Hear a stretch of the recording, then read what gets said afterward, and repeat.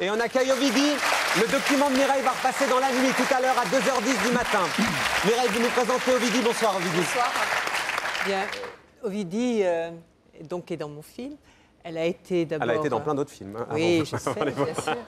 Donc elle a fait... Une bonne soixantaine. Une bonne soixantaine. Elle a fait des films porno, mais elle n'est pas que ça. Je sais aussi qu'Ovidie fait des conférences dans les universités. Le dessin, est-ce que Ovidie, elle est pour les pipes dans les lieux publics? Très drôle. Olivier Rançon, très en forme. Allez-y Mireille. Je sais aussi qu'Ovidie est sexologue. Sexologue? Oui. Vous êtes sexologue? Oui, j'ai suivi une formation. Vous avez suivi une formation de sexologue? Voilà, qui a duré plusieurs années, mais voilà. Elle fait des conférences dans les universités sur le pop et le porno. Voilà, tout à fait. Ce qui vous a fait être surnommé l'intello du X. Hein. Du C'est X, comme ça qu'on vous a C'est surnommé. un petit peu péjoratif comme Non, intello, c'est pas surnom, mais péjoratif, bon. vous rigolez ou Mais pas? un petit peu quand même. Je veux dire que notre éducation développe vraiment ces peurs, ces idées préconçues qu'on a au départ.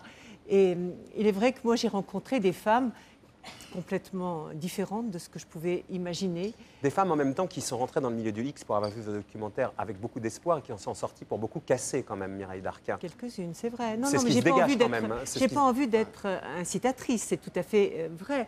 Mais j'ai été aussi surprise de rencontrer quelqu'un comme Ovidie, qui est Vous rentré nous dans- racontez, Ovidie, votre parcours. Comment, vous avez quel âge aujourd'hui? 25 ans, c'est ça? 25 ans, voilà. Vous avez été actrice de porno entre 18 et 23 ans. Voilà, tout à fait. Je suis réalisatrice aujourd'hui, c'est surtout ça mon métier. Je suis Mais réalisatrice. qu'est-ce qui de vous films a fait aller pornographiques. vers le porno? Vous veniez d'un milieu tout à fait, pas du tout défavorisé, un milieu Oui, non, pas du classique, tout. on va dire. Oui, Vos voilà. parents faisaient quoi?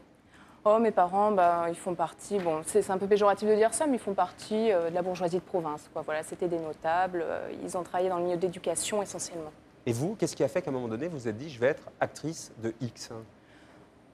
C'était quelque chose qui m'intéressait. C'est vrai qu'à 18 ans, j'étais peut-être plus dans un état d'esprit rebelle. Aujourd'hui, je me suis peut-être aussi un petit peu calmée. C'était une rébellion par rapport à votre milieu bourgeois dont vous veniez alors? Non, pas du tout, parce que j'ai de très bons rapports avec mes parents, donc c'était pas du tout vis-à-vis d'eux, mais j'ai pris conscience, autour de moi, il y a des gens qui sont morts assez jeunes, et j'ai pris conscience que la vie était courte et que c'était pas parce que quelque chose était mal accepté socialement parlant qu'il fallait s'empêcher de le faire.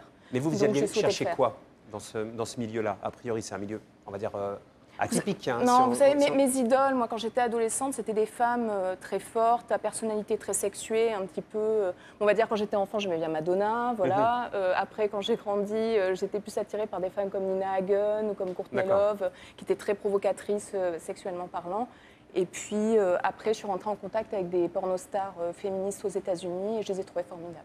Et donc vous vous êtes dit, c'est ça que j'ai envie de vivre aussi et éprouver ma féminité et mon indépendance à travers la pornographie d'une certaine Voilà, manière. et c'est un métier que je ne regrette pas. Je me suis beaucoup amusée en tant qu'actrice, mais c'est vrai que bon, j'ai mis un terme il y a 2 ans et demi. Et aujourd'hui, j'arrive plus à me réaliser en tant que, justement, en tant que réalisatrice, De en tant film X. qu'auteur. Oui, voilà. Puis aussi, je réalise des petites choses à côté, mais bon, je ne me fais pas trop d'illusions, parce qu'à partir du moment où on a fait partie de ce milieu, on est très Catalogué. difficilement, voilà, on est... En même temps, vous avez dénoncé catalogué. plein de choses dans ce milieu, notamment vous avez Bien milité sûr. pour les préservatifs, puisque vous expliquiez que dans ce milieu-là, Oui. c'était un milieu où ils n'étaient pas utilisés. D'ailleurs, Voilà, dans- je ne suis pas rentrée dans ce milieu aveuglément en disant « Oh mon Dieu, c'est formidable, j'aime le sexe et blablabla ». Non, ce n'était pas du tout ça mon discours. C'était voilà, il y a des choses qui sont bien dans la pornographie et il y a des choses qui ne sont pas bien. Donc j'ai essayé de faire le tri et de faire les choses qui me semblaient bien. Ce qui fait qu'aujourd'hui, je ne fais pas partie mais des... vous n'avez pas changé ce milieu.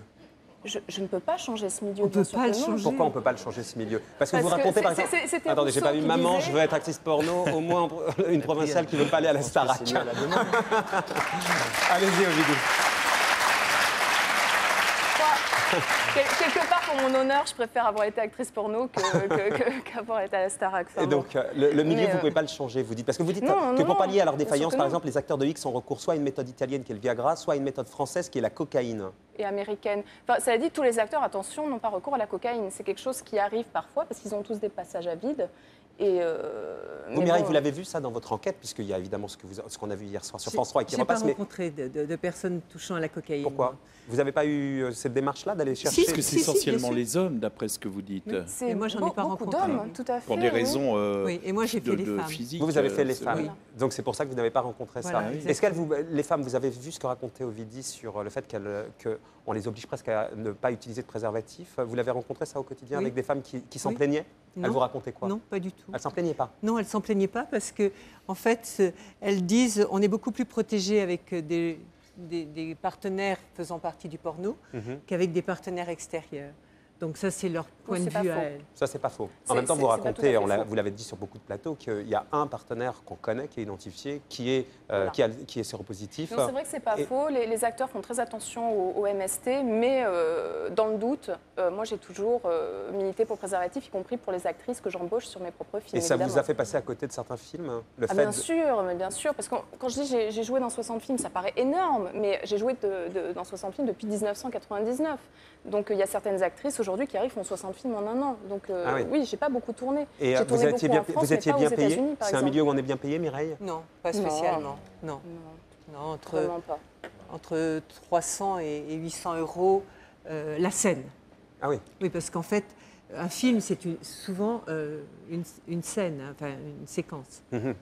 Et donc là, combien vous dites? 800 euros, c'est ça? Ah, mais ça, c'est un gros cachet. C'est un gros cachet. Vous sortez un livre également, Ovidie. Osez tourner votre film X le 17 novembre. Voilà, alors c'est assez provoque. Osez tourner votre film parce que X. Je l'ai récupéré. Offrez-le à Benoît. Voilà. Mais c'est assez provoque, non? C'est des petits conseils.